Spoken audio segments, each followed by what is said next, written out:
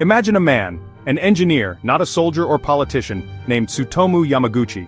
He was just trying to finish a business trip and return to his family. Fate intervened, placing him at the epicenter of humanity's most destructive force, not once, but twice. Yamaguchi survived both atomic bombings, Hiroshima, and days later, Nagasaki. His story is not just about survival, but about the resilience of the human spirit. In August 1945, he was a young father working for Mitsubishi Heavy Industries, thinking only of home. The war was a distant threat, until it became a nightmare beyond imagination. Yamaguchi was simply in the wrong place at the wrong time, twice. This is the true story of a man who witnessed the dawn of the atomic age, survived and carried its memory for the rest of his life. We'll follow his journey through fire and fallout, and see how he became known as a double bomb survivor. His life was forever changed by those 2 days in August, but his message endures, a plea for peace from someone who saw the worst humanity could do, and he lived to tell the tale. In the summer of 1945, Tsutomu Yamaguchi was finishing a months-long assignment in Hiroshima for Mitsubishi. He missed his wife and infant son in Nagasaki, eager to return home. August 6th was supposed to be his departure day. As he prepared to leave, he realized he'd forgotten his personal seal. That small oversight sent him back to his lodgings, separating him from his colleagues. He walked through the city, annoyed at the delay, unaware of what was coming. At 8:15 a.m., as he crossed a potato field, he looked up. He saw a lone American B-29 bomber, the Enola Gay, high above. A small object dropped from the plane. In that moment, the course of his life and history changed forever. A routine business trip had placed him at ground zero of the world's first atomic attack. The ordinary became unimaginable, and Yamaguchi was about to witness it firsthand. A blinding flash, brighter than the sun, erupted in the sky. Yamaguchi was thrown to the ground by the force of the blast, just 3 kilometers from the hypocenter. Darkness fell as a mushroom cloud rose, blotting out the sun. His body was burned, his eardrums ruptured, his vision blurred. Around him, Hiroshima was unrecognizable, buildings flattened, fires raging, survivors wandering in shock. The devastation was beyond comprehension, a living nightmare. Despite his injuries, Yamaguchi's instinct was to find his colleagues and escape. He found them, both alive but wounded. Together they navigated the burning ruins, seeking shelter. That night, they huddled in an air raid shelter, surrounded by the cries of the dying. They had survived the bomb, but their ordeal was far from over. Their only thought, escape and get home. The nightmare had only begun. At dawn, Hiroshima was a wasteland, ash, ruins, and black radioactive rain. Yamaguchi and his colleagues pushed through chaos to the shattered train station. Miraculously, a train was running.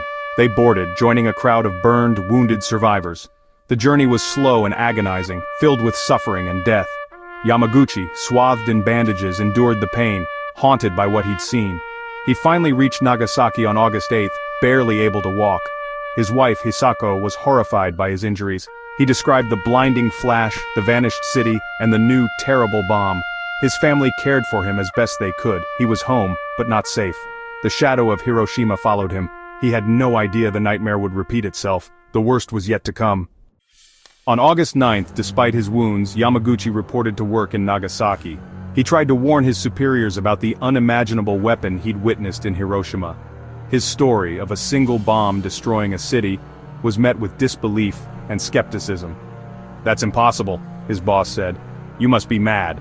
Yamaguchi insisted, desperate to make them understand the danger, but his warnings seemed too fantastic to believe. At 11:02 a.m., as he pleaded for them to listen, history repeated itself. The same blinding light he'd seen in Hiroshima now filled the office. His words were cut short by the proof of their truth. The impossible was happening again. This time, in his own hometown. The nightmare had returned, and Yamaguchi was at its center once more.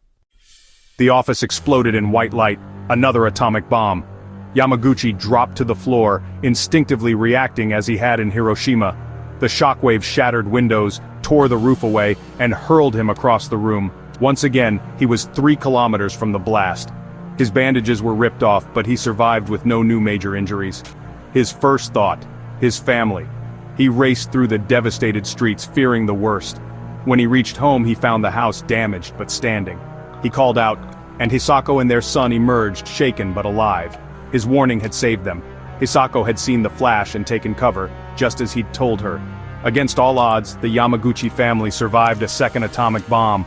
Twice Tsutomu Yamaguchi had faced nuclear fire, and lived. His ordeal was now a story the world could scarcely believe. Yamaguchi's warning had saved his family, but the scars, physical and emotional, remained. He suffered radiation sickness, hearing loss, and lasting trauma. For years he kept his story private, seeking a quiet life.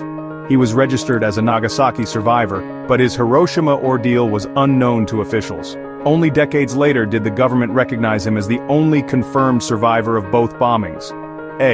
This recognition gave him a platform, and in his later years he felt compelled to speak out. He had seen the worst humanity could inflict, and believed he had a duty to warn the world. Yamaguchi dedicated his final years to advocating for nuclear disarmament. He spoke not for fame, but for peace. His life became a living testament to the horrors of nuclear war, and the resilience of the human spirit. He transformed trauma into purpose. His message, never again. The world needed to listen. In his final years, Tsutomu Yamaguchi became a global voice for peace. He spoke at the United Nations, sharing his story with quiet authority. He wanted the world to see the human cost of nuclear war, not statistics, but faces. "I hate the atomic bomb because of what it does to human dignity," he said. He saw his survival as a responsibility, to ensure no one else would endure what he had. Yamaguchi's story became a living warning, a bridge to the past. He died in 2010 at age 93, a symbol of both suffering and hope. His legacy is not just survival, but the message he left behind. He showed that even after witnessing the worst, it's possible to advocate for the best in humanity. His journey forces us to confront the reality of nuclear weapons. Will we learn from his story, or repeat it? The answer is up to us.